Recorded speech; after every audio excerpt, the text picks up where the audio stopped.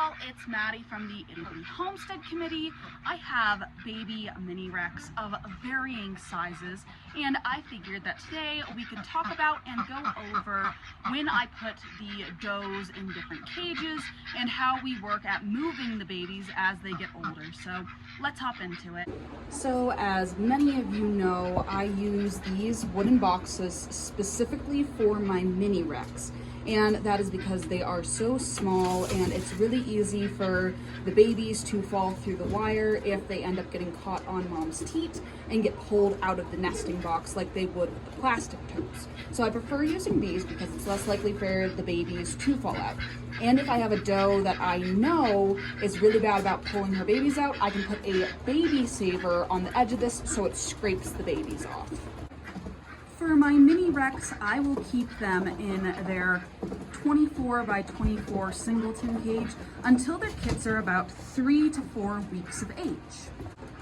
The reason I do this is the mini Rex babies are safer because not only do they have this very thinly separated wire in the front, because the cages are butt up against other cages, it's nearly impossible for them to squeeze through the bars. And if they do, it's less likely anything will happen to them by the time I come out and grab them.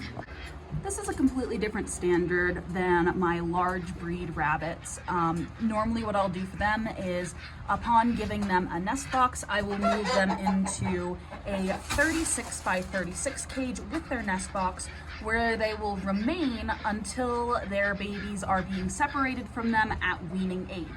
This gives them enough room with their box to have room to lay and get away with the babies, and also allows them to be more calm as they're nesting. The less we can move them around, the better it is for mom and babies. Once my mini Rex are 3 to 4 weeks of age, it is time for them to move into a bigger cage, which are my 36 by 36 inch cages. So today is the day that Sadie and Penguin both get themselves moved into a larger nursing cage. So here's Penguin in her new cage with her babies, and as you can see, this also works really well because now they have a larger feeder that the babies can eat out of without being inside of it. Something I've noticed with babies is if you put a large bowl in, kind of like their water bowl right here, they will actually lay in the feeder and make it to where some kits won't get enough feed. So by giving them these J feeders, it's easier to store larger amounts of food without it getting spoiled or stolen by other kits. And now of course we have Sadie with her babies in their new cage, and this gives them much more space to kind of move around, and it gives Sadie a bit of a break from the tiny little beings. Now at 8 weeks of age, I will start separating out the males and females slowly from mom so she has a chance to dry up. And what I'll commonly do is I will put groups of 2 and 3 of the same sex together so that it's less stress on the babies to be removed from mom and their litter mates at once. So right here we have a group of 10-week-old does that are kind of chilling out.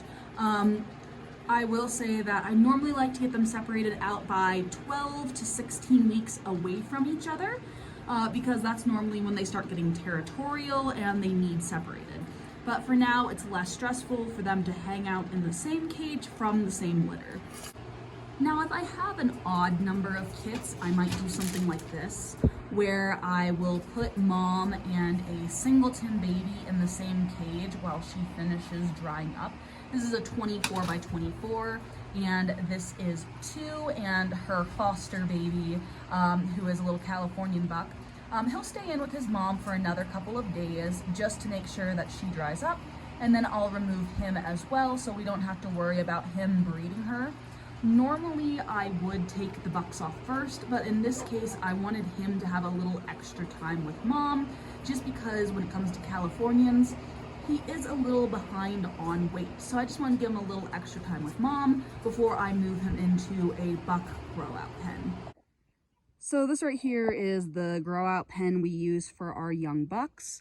I will cover the grating at night just in case it rains or in case we worry about like what we did about 2 days ago when we had a bear come onto the property. It kind of just keeps them shielded so the grating isn't out into the open. During the day though, it really isn't an issue, and I only have that back covering right there to keep the rain out. And then my group of bucks is here just chilling, and they will stay in this pen until butcher age. If you recognize the little black and white and black one, that is because those are my two escape artists that were supposed to be a part of my buck experiment. But they decided they would instead rather flee from their experiment cage. So yeah, that's kind of how I prefer to do my grow outs and how I prefer to move my does around when they are kindling and nursing. I do have a grow out pen of does in the butcher barn, which is a similar setup to the buck one I have, only it's inside the barn, and they will again stay in their small groupings until butcher time. I currently have 1, 2, 3, 4, 5, 6, 7, 8, 9 rabbits that I need to butcher out at some point. I'm waiting for them to gain a little weight before we go ahead and butcher them out, and that's just kits. That's not talking about my older breeders. So eventually I do need to go through and butcher them out and take care of the furs and everything, but I hope this was helpful for y'all and that it was interesting, and I'll see y'all in the next one.